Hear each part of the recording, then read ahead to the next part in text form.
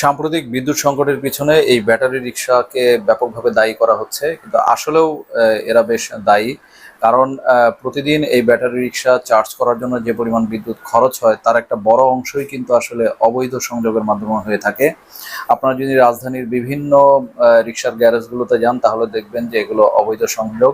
বিশেষ করে তেজগাঁও শিল্পাঞ্চল এলাকায় যদি আপনি দেখেন তাহলে দেখবেন বেশিরভাগ সংযোগই হচ্ছে এখানে অবৈধ, এবং এটা মানুষের চোখের সামনেই হচ্ছে।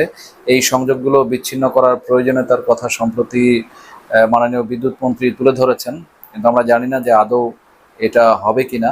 তবে এই ব্যাটারি রিক্সার যে এই বিদ্যুতের যে ব্যবহারটা, এটা নিয়ে কিন্তু আজকে যে আলোচনা হচ্ছে তা কিন্তু না। তো তখনও এই অবৈধ যে সংযোগ, বিদ্যুৎ সংযোগ যেগুলো থেকে আসলে রিক্সা চার্জ দেওয়া হয়, সেগুলো তখনও কোনো ব্যবস্থা নেওয়া হয়নি, এখনো পর্যন্ত এগুলো আসলে কোনো ব্যবস্থা নেওয়া হচ্ছে না।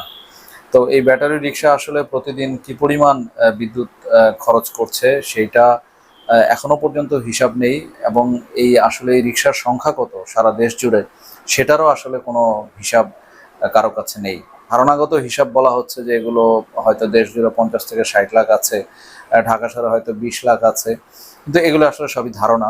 রাজধানী ঢাকার কমলাপুর স্টেডিয়ামে যান তাহলে সেখানে দেখবেন যে প্রতিদিন শত শত রিক্সা তৈরি করা হচ্ছে, এবং নতুন যে সমস্ত ব্যাটারি রিক্সা যেগুলো চিকন চাকার সেগুলো এক ধরনের দাম নেওয়া হচ্ছে 50 থেকে 60 হাজার টাকা, এবং যেগুলো মোটা চাকার রিক্সা সেগুলোর দাম নেওয়া হচ্ছে 1 লাখ থেকে 1.25 লাখ টাকা।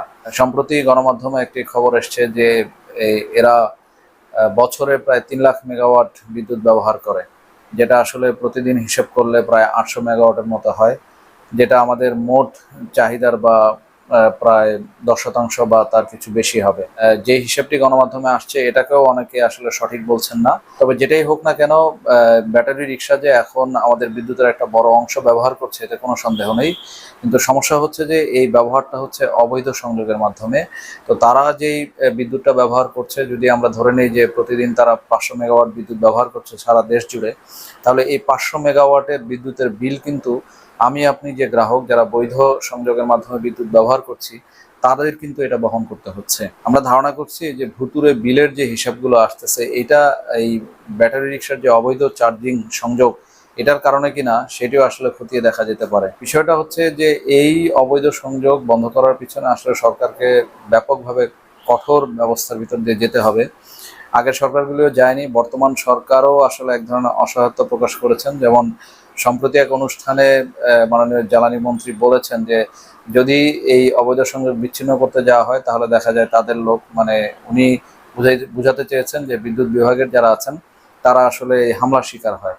তো এই ধরনের কথা বলে তো আসলে এত বড় অঙ্কের বিদ্যুতের এই যে সিস্টেম লস হচ্ছে বা যেটা হিসাবের বাইরে থেকে যাচ্ছে সেটাকে তো আসলে টলারেট করা যায় না। এখানে নিশ্চয়ই বড় ধরনের কোনো ব্যবস্থা নিতে হবে, আইন শৃঙ্খলা রক্ষাকারী বাহিনীর সহায়তা নিতে হবে। তো যেভাবেই হোক এই অবৈধ বিদ্যুৎ যদি আমরা বন্ধ করতে পারি তাহলে নিশ্চয়ই আমাদের বিদ্যুৎ সংকট কিছুটা হলেও কমবে। একজন নাগরিক হিসেবে আমরা এটা মনে করি যে রাষ্ট্র সর্বোচ্চ শক্তিশালী, রাষ্ট্রের উপরে আসলে কেউ শক্তিশালী হতে পারে না। কারণ ব্যাটারি রিক্সার জন্য যে সমস্ত ব্যাটারি আমদানি হয় আপনি চাইলে সেই ব্যাটারি আমদানিগুলো বন্ধ করে দিতে পারেন। আপনি চাইলে যে বড় বড় গ্যারেজগুলো যেখান থেকে রিক্সার সরবরাহ করা হচ্ছে সেগুলো আপনি বন্ধ করে দিতে পারেন, বা উৎপাদন কারখানা যেগুলো আছে সেগুলোতে আপনি হাত দিতে পারেন। সো এটা নানামুখী সমাধান আছে, তো বিষয়টা হচ্ছে আসলে সরকার যন্ত্র সেই সমাধানটা চায় কিনা। তো সেটা না চেয়ে যদি জনগণের সামনে এসে আপনারা অসহায়ত্ব প্রকাশ করেন যে আমরা পারছি না, এটা সংযোগ বিচ্ছিন্ন করতে গেলে আমাদেরকে হামলা করা হয়, এ সমস্ত কথা আসলে জনগণ ওইভাবে এখন আর আমলে নেয় না।